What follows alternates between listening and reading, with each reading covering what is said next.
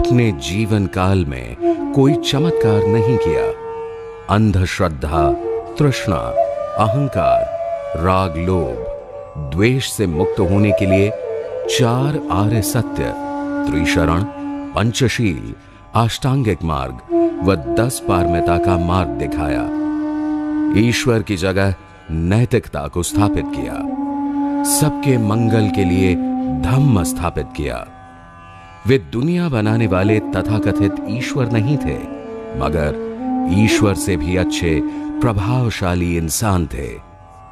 आज विश्व में भारत का जो भी सम्मान व आदर होता है, उसका श्रेय तथागत गौतम बुद्ध को जाता है।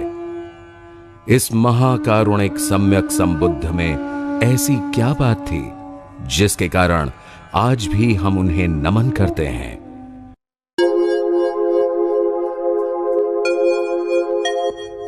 यह स्थान शाक्य वंश की राजधानी कपिलवस्तु के नाम से जाना जाता है।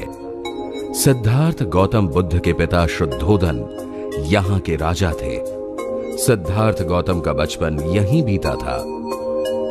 भारत नेपाल सीमा पर पीपरहवा से 16 किलोमीटर उत्तर पश्चिम, लुम्बिनी से 24 किलोमीटर पश्चिम दक्षिण पश्चिम पर यह स्थित है। यही कपिलवस्तु स्थान था। यहां खंडित दीवारों के टीले आसानी से देखे जा सकते हैं। कपिलवस्तु से प्राप्त अवशेषों से भगवान के प्रारंभिक जीवन का पता चलता है। कपिलवस्तु के राजा शुद्धोधन का विवाह महामाया से हुआ।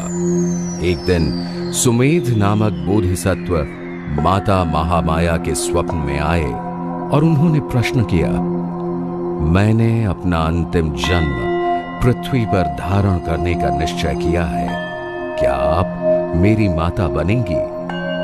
रानी महामाया ने प्रसन्नता से स्वीकृति दी। इस अद्भुत स्वप्न की चर्चा राजा शुद्धोधन ने स्वप्न विद्या में प्रसिद्ध 8 पंडितों से की। उन्होंने राजा को स्वप्न का अर्थ बताते हुए कहा, महाराज, आपके यहां पुत्र होगा। यदि वह घर में रहा तो चक्रवर्ती सम्राट होगा। यदि संन्यास्त हुआ तो बुद्ध बनकर समस्त संसार को मार्गदर्शन देगा।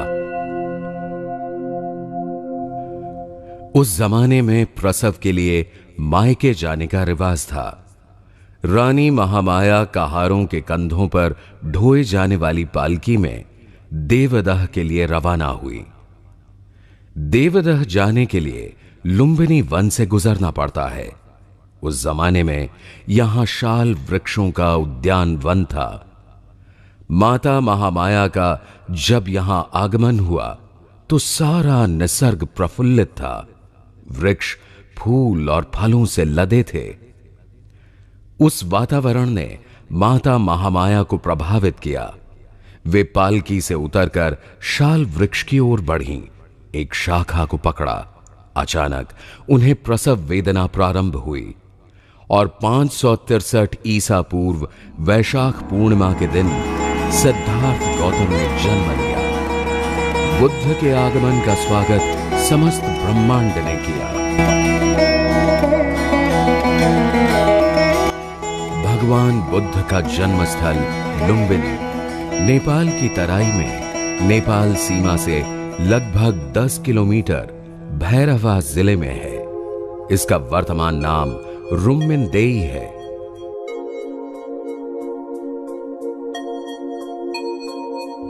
तथागत बुद्ध की याद में सम्राट अशोक ने इस अशोक स्तंभ का निर्माण किया। इसमें लगा पत्थर चुनार का है। इसकी ऊंचाई 24 फुट 3 इंच है। इस पर सम्राट अशोक का अभिलेख खुदा हुआ है।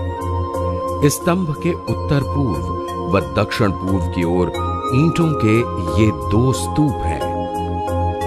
अशोक स्तंभ की कुछ दूरी पर एक आधुनिक विहार बना है। यह लुम्बिनी की संरक्षक देवी का मंदिर है।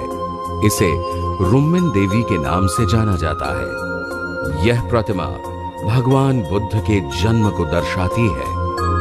माता महामाया दाहिने हाथ से पेड़ की शाखा पकड़े हुए हैं। यह तालाब विहार के दक्षिण में है। यह वही तालाब है जहां भगवान की माता ने प्रसव पश्चात स्नान किया था। इस तालाब के उत्तर पूर्व की ओर ईंटों के अनेक खंडहर हैं। यहां पहले कभी छोटे स्तूप हुआ करते थे। इनमें से 6 स्तूप पूर्व से पश्चिम की तरफ एक पंक्ति में है। माता महामाया नवजात बालक के साथ कपिलवस्तु आईं। 5वें दिन नामकरण संस्कार करके बालक का नाम सिद्धार्थ रखा गया। सिद्धार्थ अर्थात जिसके सारे अर्थ सिद्ध हो गए, सफल हो गए।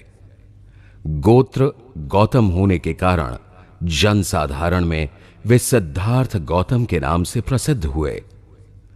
बालक सिद्धार्थ के जन्म के 7 दिन बाद अचानक माता महामाया गंभीर रूप से बीमार पड़ी और चल बसीं। उसके बाद उनका पालन पोषण महाप्रजापति ने किया। वयस्क होने पर उनका विवाह दंडपाणि नामक शाक्य की पुत्री यशोधरा से हुआ। सिद्धार्थ गौतम व यशोधरा के घर बेटे ने जन्म लिया।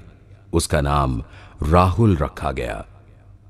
सिद्धार्थ गौतम शाक्य संघ के सदस्य थे। शाक्य राज्य से सटा कोलियों का राज्य था। रोहिणी नदी दोनों राज्यों की विभाजन रेखा थी।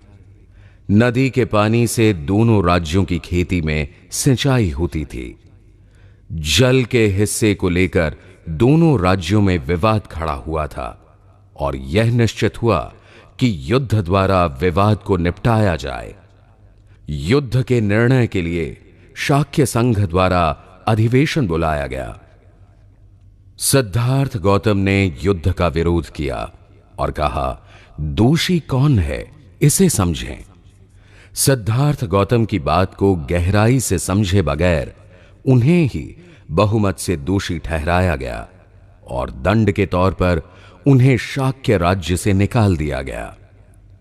सिद्धार्थ गौतम ने माता पिता व पत्नी यशोधरा से विचार विमर्श कर उनके गृह त्याग के दंड को स्वीकार करने से शाक्यों ने कोलियों से युद्ध करने के प्रस्ताव को स्थगित कर दिया। यही सिद्धार्थ गौतम का महाभिनिष्क्रिमण था।